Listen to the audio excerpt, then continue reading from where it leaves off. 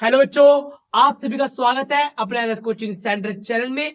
और आपको परेशान क्यों हो, हताश, जब केसर सर आपके साथ आपके लिए लाए गए हैं प्री बोर्ड के लिए मोस्ट इंपोर्टेंट क्वेश्चन, जो कि आएंगे आएंगे आएंगे।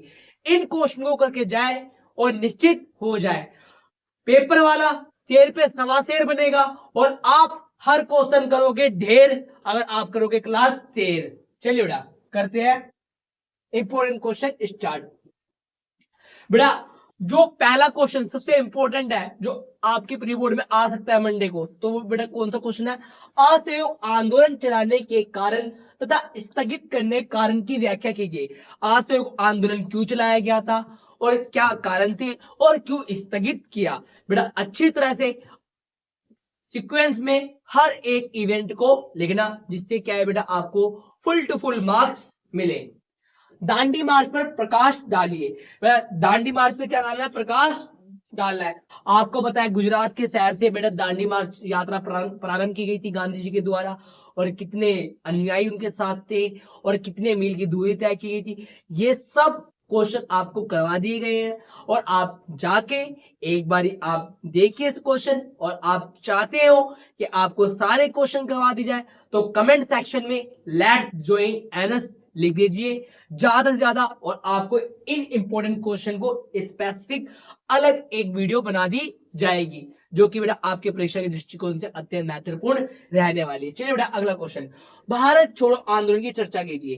बेटा भारत छोड़ो आंदोलन क्यों चलाया गया था, भारत छोड़ो आंदोलन नारा किसने दिया था, और भारत छोड़ो आंदोलन के दौरान ही क्या है बेटा, महात्मा गांधी ने एक नारा दिया था। महात्मा गांधी ने कौन सा नारा दिया था बेटा? करो या मरो। कौन सा नारा दिया था? करो या मरो।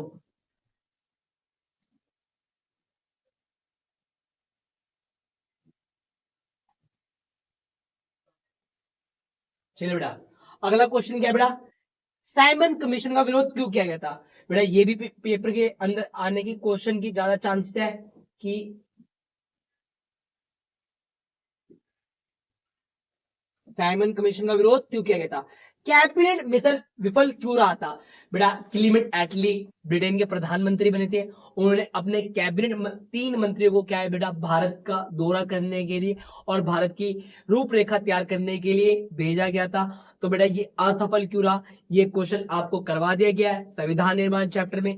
आप जाइए और वीडियो देखिए। प्रत्यक्ष कार्रवाई दिवस क्यों और कब और किसने किया था? बेटा प्रत्यक्ष कार्रवाई दिवस मुस्लिम लीग के द्वारा किया गया था। कब किया गया था? 16 अगस्त 1946 को किया गया था। और बेटा किसके द्वारा किया गया था? मुस्लिम लीग के द्वारा किया गया था। और कहां पे किया गया था? ये सब चीजें क्या है बेटा, डिटेल में कराई गई है। और यहीं से बेटा आपके सारे के सारे क्वेश्चन उठ के आएंगे, तो कृपया करके आप भी उठ जाइए। बैठे बैठे क्यों पढ़ रहे हो? फटाफट पेन कॉपी उठाइए और इन महत्वपूर्ण प्रश्नों को लिख लीजिए। और क्योंकि आप हो जाइए बेफिक्र, क्योंकि आएगा पेपर यहीं से। हड़प्पा सभ्यता की नगर योजना बताओ। बेटा हड़प्पा सभ्यता में नगर योजना कैसे थी, हड़प्पा सभ्यता नाम कैसे पड़ा? बेटा कभी भी कोई प्रश्न लिखना है, हड़प्पा सभ्यता की नगर योजना बताओ, तो बेटा सबसे पहले हड़प्पा सभ्यता क्या है वो बता देना। हड़प्पा सभ्यता एक नगरीय सभ्यता थी, ठीक है, और इसकी निम्नलिखित नगर योजना की विशेषता इस प्रकार से आप लिखिए। बेटा बात पता है क्या है, आप प्रपोज करो किसी को तो बेटा अच्छी तरीके से प्रपोज करो, जो अंदर की फीलिंग है वो क्या है बेटा, प्रेजेंटेशन झलकनी चाहिए। आपको बेटा नंबर लेने हैं, तो प्रेजेंटेशन ऐसी होनी चाहिए कि भाई आपका जो ऑफर है वो क्या करे मैडम, कबूल कर ले, या जो भी सर है बेटा नंबर देखते साथ ही वो फटाफट नंबर आपको दे। महाभारत एक गतिशील ग्रंथ क्यों है? बेटा महाभारत एक गतिशील ग्रंथ क्यों है बेटा? मोस्ट इंपोर्टेंट क्वेश्चन है बेटा, बार बार ये बोर्ड के अंदर क्वेश्चन आया है, शायद आपके प्री बोर्ड में भी आ जाए। अल ब्रूनी की किताब उल हिंद का वर्णन कीजिए। बेटा अल ब्रूनी ने एक किताब लिखी थी जिसका नाम था किताब उल हिंद। उसके अंदर क्या क्या बातें बताई गई हैं, वो सारी बातें आपको बेटा यात्रियों की नजरिए चैप्टर में मिल जाएगी, तो कृपया करके वीडियो जाके देखिएगा। पहले बेटा सबसे पहले आप सारे क्वेश्चन लिख लेना, फिर जाके हर एक चैप्टर में इनको ढूंढना। और आप चाहते हो बेटा इनके लिए एक स्पेशल वीडियो बना दी जाए, तो बस कमेंट सेक्शन में लेट्स ज्वाइन एनएस लिख दीजिए और आपको वीडियो बना दी जाएगी। पहाड़िया लोग अपना जीवन निर्वाह कैसे करते थे? इस्तमारी बंदोबस्त, रेतवाड़ी बंदोबस्त, महलवाड़ी व्यवस्था का वर्णन कीजिए। बेटा इस्तमारी, बेटा इसे ही क्या है बेटा, स्थायी बंदोबस्त प्रणाली भी कहते हैं, जो कि बेटा 1793 में लागू की गई थी। तो बेटा रेतवाड़ी, रेत का मतलब किसान, महल का मतलब गांवों का समूह। बेटा ये भी क्या है बेटा, देहात उपनिवेश और देहात चैप्टर में अच्छे से समझाया गया है। और एक एक क्वेश्चन बेटा जो आएंगे वो सारे के सारे क्वेश्चन आपको बताए जा रहे हैं। छठी शताब्दी ईसा पूर्व को महत्वपूर्ण परिवर्तन काल क्यों कहा जाता है? लोहे की खदानें का, लोहे के हल्का प्रयोग होने लगा था और नए नए धर्म उद्भव आए थे। बेटा मनुस्मृति के अनुसार चंडालों का वर्णन कीजिए। बेटा मनुस्मृति के अनुसार चंडालों का क्या करते होता है? करताल बजा के आओ। ये सब चीजें बेटा आपको करवा दी गई है। ठीक है बेटा, अलवार और नयानार में अंतर स्पष्ट कीजिए। अलवार विष्णु जी के भक्त, नयानार शिव जी के भक्त। गोपुरम, मंडप और लोटस महल का वर्णन कीजिए। गोपुरम, मंडप और लोटस महल का वर्णन कीजिए। ये विजयनगर साम्राज्य से क्वेश्चन है बेटा जो कि महत्वपूर्ण है। चलिए बेटा नेक्स्ट पेज पे चलते हैं।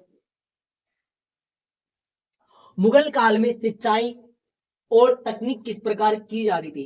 बेटा मुगल काल में सिंचाई किस तकनीक के द्वारा की जाती थी? तो बेटा वो क्वेश्चन भी आ सकता है। 1857 के विद्रोह के असफलता के कारण बताओ। बेटा 1857 के कारण भी आ सकते हैं, परिणाम भी आ सकते हैं, और असफल क्यों रहा ये क्वेश्चन भी आ सकता है।